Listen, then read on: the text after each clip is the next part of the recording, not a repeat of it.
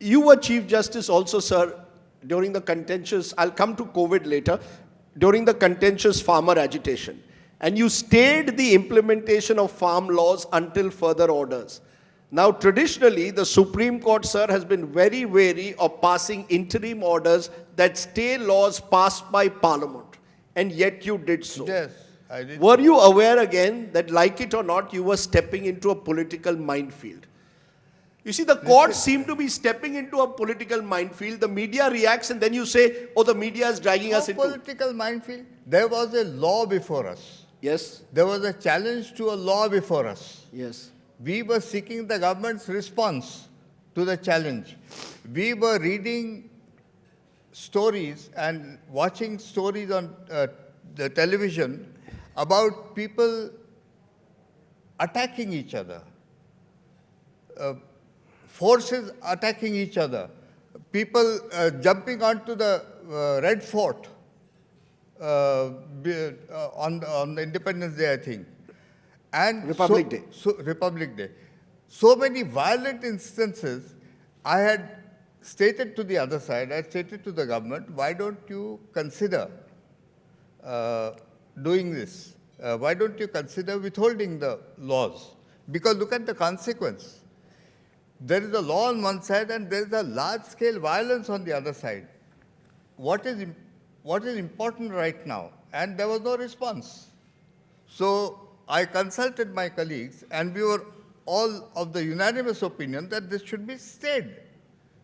What's political about it? Okay. There was no election in the offing. And anyway, we have nothing to do with elections. And you're very clear, at no stage has the judicial process been influenced, therefore, by the executive during your tenure. Yes. Okay. The tangle between the executive and judiciary, sir, over appointments. You were Chief Justice for almost 18 months, and during that period, not a single Supreme Court judge was appointed. Yes. Because the collegium system could not arrive at a consensus. No, it is not because of the collegium system.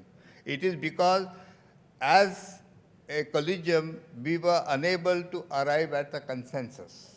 It is not because of the system. It is because we failed as a collegium to arrive at a consensus about the names. Because a particular... Or in some cases, about the order in which there should be an elevation.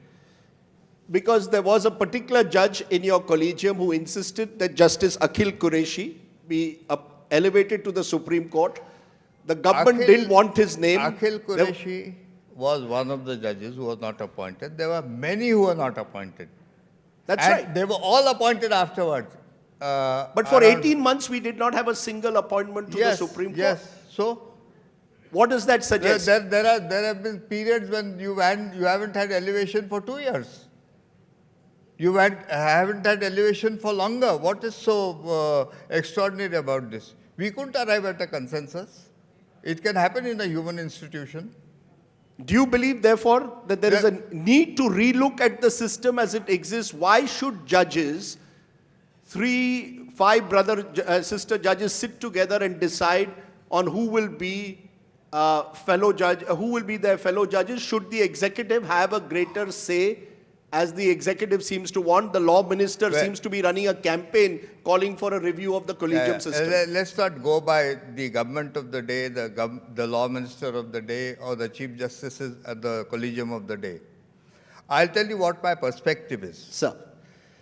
My perspective is that under the Constitution of India, there are 3 organs of government: the executive, the legislative, and the judiciary. They are separated in their functions and powers. They are not separated in their purpose and objective. The objective of all 3 has to be the common objective set out in the Constitution in the preamble. I consider it perfectly legitimate that the executive has a vital interest in who is going to be a judge.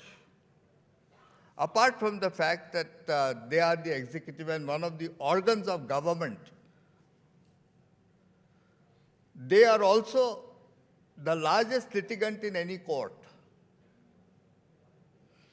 Now the problem is not that they have an interest in it. The problem is how to give effect to that interest. Earlier, it was only the Chief Justice of India who decided it along with the government.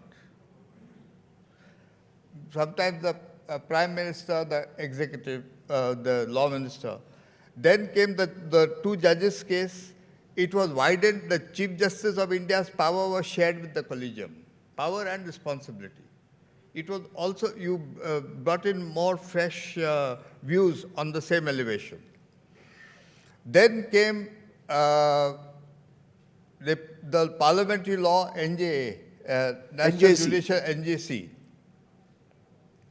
that provided a wide representation to all kinds of opinions, including to social workers, eminent people. The Supreme Court did not agree with it, and they struck down that law. They also struck down the constitutional amendment on the ground that the independence of the judiciary expressed through the appointment of judges is a part of the basic structure.